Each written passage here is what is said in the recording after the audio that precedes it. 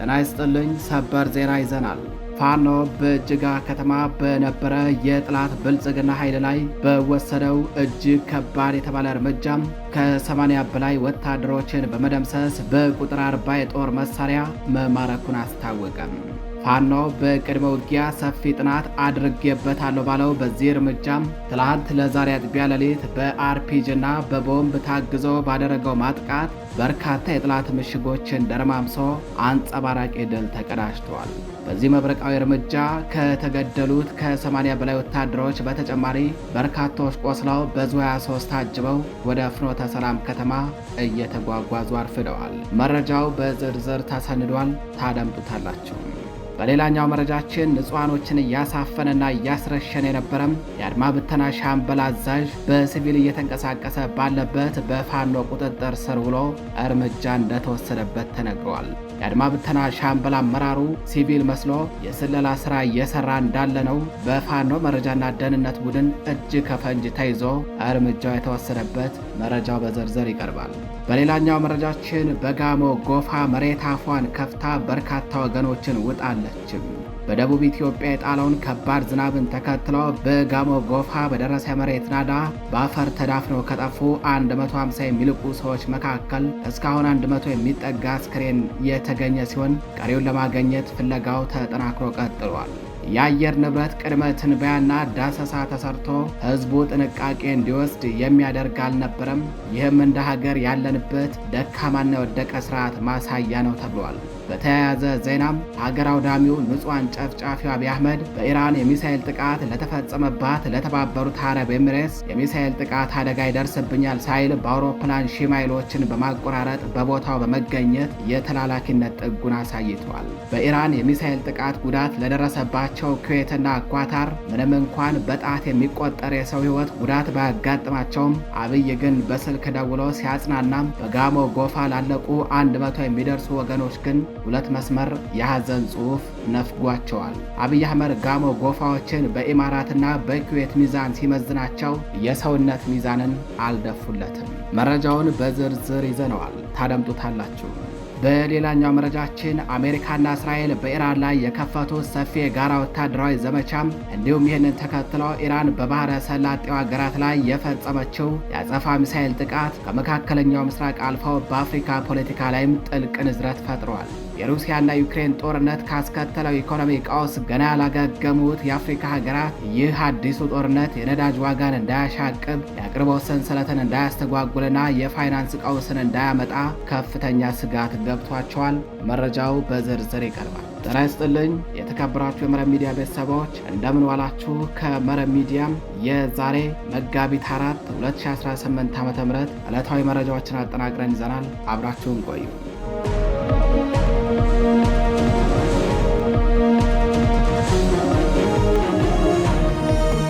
ወደ ቀዳሚው መረጃችን አለፍን።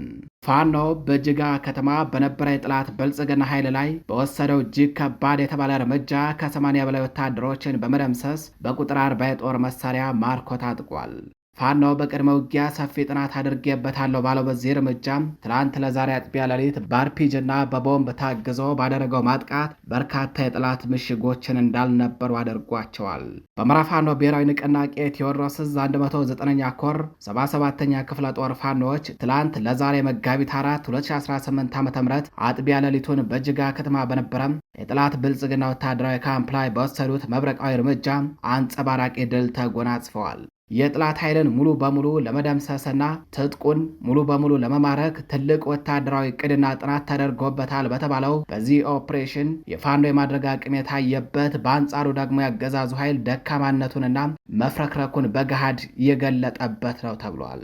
በምዕራብ ጎጃም ዞን ጅጋ ከተማ መሽጎ የነበረ የጥላት ኃይል የካምፑን ዙሪያ ገባ ከባባድ ምሽጎች በመቆፈርና ዙሪያውን በፈንጅ ጭምር በማጠር ሲጠብቅ የነበረ ሲሆን ነገር ግን ይህ ሁሉ ጋጋታ የፋኖን ክንድ መመከት ሳይችል ቀርቶ የእሳት ራት ሆነው ቀርተዋል። ከሌሊቱ 9 ሰዓት ላይ በአርፒጂ እና በቦምብ ታግዞ ማጥቃት የጀመረው ፋኖ በዚህም አይደፈር የተባሉ ትላልቅ በርካታ የጥላት ምሽጎችን ደርማምሶ ወታደራዊ ካምፑን በቁጥጥሩ ስር አስገብቶ ያሻውን መሳሪያ ማርጦ ወስዷል። አብይ አህመድ ከአዘርባይጃንና ከኢማራት ንጹሐንን ለመጨፍጨፍ መሳሪያ ለምኑ ያመጣል፣ ፋኖ እያማረጠ ይማርካል። እንዲህ ነው ነገሩ። አይደፈር የተባሉትና ዙሪያቸውን በፈንጅ ታጥረው የነበሩ የቁም ምሽጎች በተሰበሩበት በዚህ ትንቅንቅ ከ80 በላይ የሚኒሻም የፖሊስ የአድማ ብተናና የመከላከያ ኃይል ሲደመሰስ በርካታ ወታደሮች ደግሞ ክፉኛ ቆስለው በሞትና በሕይወት መካከል ሆነው እያጣጣሩ ነው። በካምፕ ውስጥ የነበረ የጥይት ድፖ ተሰብሮ ተተኳሽ ካፍ እስከ ደገፋቸው የሞሉ በርካታ የጥይት ሳጥኖች በፋኖ ቁጥጥር ስር ሲውሉ 32 ክላሽንኮቭ መሳሪያ፣ 6 አብራራው፣ 1 ኤስኬ እና ሌሎች የጦር መሳሪያዎችን ፋኖ ማርኮ ታጥቋል። በዚህ መብረቃዊ እርምጃ ከተገደሉ ከ80 በላይ ወታደሮች በተጨማሪ በርካቶች ቆስለው በሁለት አይሱዙ ኤፍኤስአር ተሽከርካሪና በ3 ወታደራዊ ፓትሮል እየተጫኑ በዙ 23 ታጅበው በአሁኑ ሰዓት ለሕክምና የዞኑ መቀመጫ ወደሆነችው ወደ ፍኖተ ሰላም ከተማ እየተጋዙ ነው። ከሰሞኑ የጅጋ ከተማ ከንቲባንና የከተማዋ ሰላምና ደህንነት ኃላፊዎችን ገድሎ ወደ ፋኖ የተቀላቀለውና በአርበኛ ዘመነ ካሴ እንዲሁም በ109ኛ ኮርና በ77ኛ ክፍለ ጦር ሽልማት የተበረከተለት ጀግናው እንዳለ እንየው ስለ ጅጋ ከተማ ወታደራዊ አቀማመጥ ጠንቅቆ የሚያውቅ ወታደር እንደነበረም ተነግሯል። በሌላኛው መረጃችን ንጹሃኖችን እያሳፈነና እያስረሸነ የነበረ የአድማ ብተና ሻምበል አመራር ሲቪል መስሎ እየተንቀሳቀሰ ባለበት በፋኖ እጅ ከፈንጅ ተይዞ እርምጃ ተወስዶበታል። ይህ የሻምበል አዛዥ ሲቪል ነዋሪ መስሎ እየተንቀሳቀሰ የስለላ ስራ እየሰራ ባለበት ነው በፋኖ መረጃና ደህንነት ቡድን ክትትል እጅ ከፈንጅ ተይዞ እና አጅሬ መረጃውን አናዘው ከተቀበሉ በኋላ ወደ ላይ የሸኙትም። ከብልጽግና አገዛዝ ጋር በመሰለፍ ወገኑ የአማራ ሕዝብ ላይ ዘር ማጥፋት እየፈጸመ ያሉ የአድማ ብተና አባልና ሻምበል አመራር በሲቪል እየተንቀሳቀሰ ንጹሃኖችን እያሳፈነና እያስረሸነ የከረመ ሲሆን ይህንኑ የተለመደ የባንዳነት ተግባሩን ለማስፈጸም በሲቪል እየተንቀሳቀሰ ባለበት ወልዲያ አቅራቢያ ስሪንቃ ከተማ ላይ በ11ኛ ክፍለ ጦር ፋኖ ቁጥጥር ስር ውሎ ምርመራ ከተደረገበት በኋላ የማያዳግም እርምጃ ተወስዶበታል። ይህ ሻምበል አመራር በህዝብ ማጓጓዣ ትራንስፖርት ጭምር ተሳፍሮ መንግስትን በማማት ንጹሃን ተሳፋሪዎች ብሶታቸውን በሚገልጹበት ወቅት በየከተማዎቹ እያስወረደ ለመከላከያ ሰራዊት በመስጠት ሲያሳፍን ሲያስገድል ነበር ተብሏል። በቀጣይም ለህሊናቸው ሳይሆን ለሆዳቸው ያደሩ ጸረ አማራ ባንዳዎች ላይ የማያዳግም እርምጃ መውሰዱ ተጠናክሮ ይቀጥላል ብሏል ምኒልክ ዕዝ ባወጣው መግለጫ። ወደ ሌላኛው መረጃችን አለፍን። በጋሞ ጎፋ መሬት አፏን ከፍታ በርካታ ወገኖችን ወጣለችም። በደቡብ ኢትዮጵያ የጣለውን ከባድ ዝናብ ተከትሎ በጋሞ ጎፋ በደረሰ መሬት ናዳ በአፈር ተዳፍኖ ከጠፉ 150 የሚልቁ ሰዎች መካከል እስካሁን ባለው 100 የሚደርስ አስከሬን የተገኘ ሲሆን ቀሪውን ለማግኘት ፍለጋው ተጠናክሮ ቀጥሏል። ሕይወታቸው አልፎ የተገኘ ሰዎች አስከሬን በየሃይማኖት ስርዓቱ ፍትሐት ተደርጎላቸው ስርዓተ ቀብራቸው ተፈጽሟል። ለ3 ቀናት ናዳ ተጭኖት ከቆየበት አንድ ወጣት በሕይወት ተርፎ ተገኝቷል። ይህም በአካባቢው እጅግ መነጋገሪያ ሆኗል። ትረፍ ያላት ነፍስ ከ3 ቀናት የአፈር መዳፈን በኋላ ተገኝታለችም። የአካባቢው ቀይ መስቀል ማህበር አመራሮች እንደገለጹት በከባድ ጎርፍ መዘዝ የመሬት መንሸራተትና ናዳን ተከትሎ ጥቂት የሞቱ ሰዎችን ለማውጣት በደቦ ለእርዳታ የገቡትም ጭምር በመዳፈናቸው ነው የአደጋው አስከፊነትን ያባባሰው ብለዋል። በመጀመሪያ ዙር በተፈጠረ ናዳ የሞቱ 4 ሰዎችን አስከሬን ለማውጣት ለእርሻ የሚጠቀማቸውን ቁሳቁስ ይዞ በመምጣት እየታገለ የነበረው ሀገሬው ተራራው ቂም ይዞ ህዝብ ለማዋጥ ይጠባበቅ ይመስል ለሁለተኛ ዙር ነፍስ አድን በመጣው ህዝብ ላይ እጅግ በኃይል ተንዶ አስከሬኖችን በማፈላለግ ላይ የነበሩ ሰዎችን ውጧቸዋል። አሁን ላይ ከተገኙ አስከሬኖች በላይ የጠፉ ሰዎች ይበልጣሉ። እንኳን ሰው ለማትረፍ ይቅርና አስከሬን ለማግኘት እጅግ ፈታኝ ሆኗል ነው የተባለው። እንደ ሀገር ያለንበት ደካማና የወደቀ ስርዓት ማሳያ እንጂ የአየር ንብረት ቅድመ ትንበያና ዳሰሳ ተሰርቶ ህዝቡ ጥንቃቄ እንዲወስድ ብሎም ወደ ተሻለ ስፍራ ማዛወር በተቻለ ነበረም። ተፈጥሮ አሸንፋ ችግሩ ከደረሰም አፋጣኝ የነፍስ አድን ስራዎች በቀደሙ ነበረም። ነገር ግን ያየ የለም፣ ዝም ጭጭ ሆኗል ነገሩ። አንዳንድ የዞንና የክልሉ አመራሮችም አብረው ከህዝቡ ጋር ለቅሶ ጀምረዋል። ከዓመት በፊትም በርካታ ሰዎች በመሬት ናዳ ሳቢያ በዚሁ አካባቢ ህይወታቸው ማለፉ አይዘነጋም። ጥናት ላይ የተመሰረተ ቋሚ መፍትሄ ሳይበጅ ምን ያህል ወገን እስኪያልቅ ነው በዓመት 2 የሰዎችን የጅምላ እልቂትን እንደዋዛ መርዶ እየሰማን የምንቀጥለው የሚል ጥያቄ የሚያነሳ ጠያቂም ጠፍቷል። ቄሱም ዝም መጽሐፉም ዝም እንዳለው ነው ሰውየው። በአካባቢው ከወረዳና ከዞን እስከ ክልልና የፌዴራል መንግስት ድረስ በየእርከኑ ያሉ አመራሮች መርዶ እየነገሩ በተጎጂዎች ስም እርዳታ በማሰባሰብ ኪሳቸውንና ሆዳቸውን ማደለብ ላይ እንጂ የህዝብን እልቂትና መከራን ከመጤፍ አልቆጠሩትም። አሁን እየመጣ ባለው ምርጫ ሰው ጤፉ አገዛዝ እኔን ምረጡኝ ሊል ተፍ ተፍ እያለ ነው። በተያያዘ ዜና ሀገር አውዳሚው ንጹሐን ጨፍጫፊው አብይ አህመድ በኢራን የሚሳኤል ጥቃት ለተፈጸመባት ለተባበሩት አረብ ኤምሬትስ የሚሳኤል ጥቃት አደጋ ይደርስብኛል ሳይል በአውሮፕላን ሺህ ማይሎችን በማቆራረጥ በቦታው በመገኘት የተላላኪነት ጥጉን አሳይቷል። በኢራን የሚሳኤል ጥቃት ጉዳት ለደረሰባቸው ኩዌትና ኳታር ምንም እንኳን በጣት የሚቆጠር የሰው ሕይወት ጉዳት ባያጋጥማቸውም እሱ ግን በስልክ ደውሎ ሲያጽናና በጋሞ ጎፋ ላለቁ 100 የሚደርሱ ወገኖች ግን ሁለት መስመር የሐዘን ስንኝ ነፍጓቸዋል። አብይ አህመድ ጋሞ ጎፋዎችን በኢማራትና በኩዌት ሚዛን ሲመዝናቸው ከሰውነት ሚዛን ወረዱበት፣ ሚዛን አልደፉለትም። ጋሞ ጎፋ ላይ ሰማይ ተደፍቶ ህዝቡ 100 የሚደርስ አስከሬን ታቅፎ በአዘን ጨለማ ተውጦ ባለበት በመቶ የሚቆጠሩ ዜጎች የገቡበት ሳይታወቅ የህይወት አድን ስራዎች እስካሁን እየተሰሩ ባሉበት ሁኔታ አብይ አህመድ ግን በማህበራዊ ሚዲያ ገጹ እንኳን ያስተላለፈው ቅንጣት ታህል የሐዘን መልእክት የለም። እሱ ንጹሐንን የሚጨፈጭፍበት መሳሪያ ለሚሰጡት ሀገራት ነው እንጂ ለኢትዮጵያውያን ደንታ አልነበረውም፣ የለውም። ይህ እጅግ ያሳዝናል። የገዛ ሀገሩ ዜጎችን እልፈት ለማጽናናትም ሆነ መንግስት ከጎናቸው እንደሆነ ለመናገር የግድ አረቦች መሆን አለባቸው እንዴ የሚል ጥያቄ ማስነስተዋል። የሚያሳዝነው አብይ አህመድ ይህን ነገር ካላለ ወይንም መልእክት ካላስተላለፈ ሌላው የብልጽግና ካድሬ ባለስልጣን አንድም መልእክት ወይንም እርዳታና ድጋፍ አያደርግም። የብልጽግና ጋሻ ጃግሬዎች አብይ ፌስቡክ ከጻፈ በኋላ ይንጋጋሉ እንጂ እሱን በፍጹም መቅደም የለባቸውም። ይህ እንደ ሀገር የገባንበትን ማጥና የወደቅንበትን ስምጥ በገሃድ ፍንትው አድርጎ ያሳያል። ወደ ሌላኛው መረጃችን እናልፋለን። 74ኛ ክፍለ ጦር በእናርጅና ውጋ ወረዳ ህዝባዊ ውይይት አካሄደ።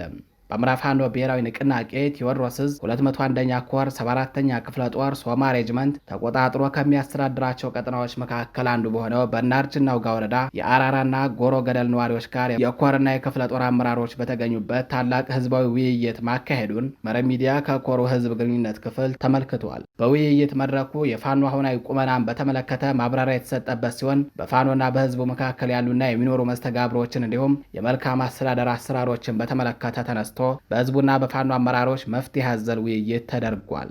የህልውና ትግሉን በትንሽ መስዋዕትነት በድል ለመቋጨት በመረጃና በሎጂስቲክ እንዲሁም በሌሎች መንገዶች ያላንዳች ማመንታት ከፋኖ ጎን እንደቆመ ህዝቡ በመድረኩ መግለጹን መረብ ሚዲያ ከ201ኛ ኮር ህዝብ ግንኙነት ክፍል ያገኘው መረጃ ያመለክታል። በተያያዘ ደጃዝማች ኮር በተቆጣጠራቸው ቀጠናዎች ከማህበረሰቡ ጋር ውይይት ማካሄዱን አስታውቋል። በምዕራብ ፋኖ ብሔራዊ ንቅናቄ ሰሜን አምራ ቀጠና በላይ ዘለቀ ዕዝ 4ኛ ደጃዝማች ኮር በምዕራብ አርማጭሆ ወረዳ ከጋብላ ቀበሌና አካባቢው ማህበረሰብ ጋር ውይይት ማካሄዱን መረብ ሚዲያ ከኮሩ ህዝብ ግንኙነት ክፍል ያገኘው መረጃ ያመለክታል። በውይይት መድረኩ በምዕራብ ፋኖ ብሔራዊ ንቅናቄ ወታደራዊ ስልጠና መምሪያ ኃላፊ አርበኛ ሳሙኤል ባለድልን ጨምሮ ሌሎች የእዙና የኮሩ አመራሮች የተገኙ ሲሆን ስለ ፋኖ አሁናዊ ቁመናና ትግል አሁን ስላለበት ደረጃ እንዲሁም የፋኖ ወደፊት አቅጣጫዎችን በሚመለከት በአመራሮቹ ሰፊ ማብራሪያ ያዘለ ምላሽ ተሰጥቶበታል። ስብሰባውን የታደሙት የጋብላ ቀበሌና የአካባቢው ነዋሪዎች የፋኖ አሁናዊ ቁመናና ትግሉ የደረሰበትን ጥሩ ደረጃ እንዲሁም የህዝብ አስተዳደር ስነ ስርዓትን በሚመለከት ስለተሰጣቸው ማብራሪያ